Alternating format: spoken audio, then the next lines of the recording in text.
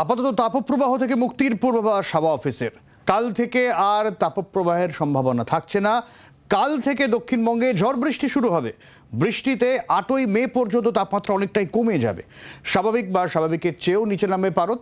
আর দক্ষিণবঙ্গের একাধিক জেলায় বৃষ্টির সম্ভাবনা রয়েছে। আজ বৃষ্টির পূর্বাভাস 2 চব্বিশ পরগনা, বীরভূমে বৃষ্টি হতে পারে নদিয়া, মুর্শিদাবাদ, পূর্ব বর্ধমানেও। 6 এবং 7ই মে বৃষ্টির পরিমাণ বাড়বে বলে হাওয়া অফিস জানিয়েছে।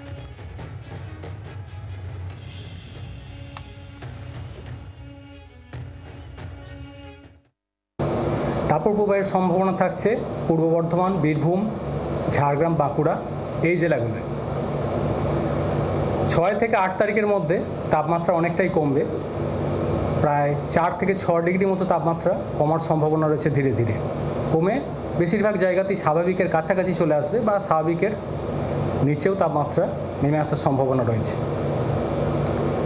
বৃষ্টিপাতের সম্ভাবনা 5 তারিখে মেনলি লোকালাইজড 2-1 জায়গায় সম্ভাবনা রয়েছে।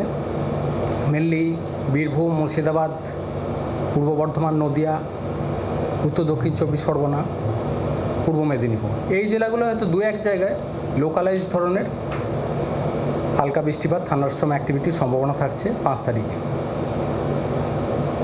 6 থেকে 7 তারিখ ইন্টেন্স স্পেল হওয়ার সম্ভাবনা রয়েছে দক্ষিণবঙ্গের জন্য। 6 থেকে 7 তারিখের মধ্যে বজ্রবিদ্যুৎ সহ বৃষ্টিপাতের সম্ভাবনা, সাথে দমকা ঝোড়ো হাওয়া, কোথাও কোথাও কালবৈশাখীরও সম্ভাবনা থাকছে। 8-9 তারিখেও বৃষ্টিপাত কন্টিনিউ করবে, দমকা হাওয়া কিছুটা থাকবে। মেন ইন্টেন্স স্পেলটা 6 থেকে 7-এর মধ্যে দক্ষিণবঙ্গে সম্ভাবনা থাকছে। উত্তরবঙ্গের জন্য 5 তারিখ থেকেই বৃষ্টিপাতের সম্ভাবনা বাড়ছে। মেনলি জলপাইগুড়ি, কোচবিহার, আলিপুরদুয়ার এই সাইডটায় 5 তারিখে ইন্টেন্সিটি কিছুটা বেশি থাকার সম্ভাবনা, দমকা হাওয়া থাকার সম্ভাবনা রয়েছে 50 থেকে 60 কিলোমিটার প্রতি ঘন্টায় 2-1 জায়গায়। অন্যান্য জেলাগুলোতেও উত্তরবঙ্গে বৃষ্টিপাতের সম্ভাবনা রয়েছে 5 তারিখে দমকা হাওয়ার সাথে।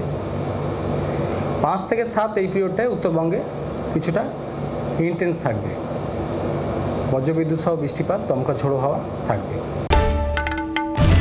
বাংলার আওয়াজ, বাঙালির আবেগ, জি 24 ঘন্টা।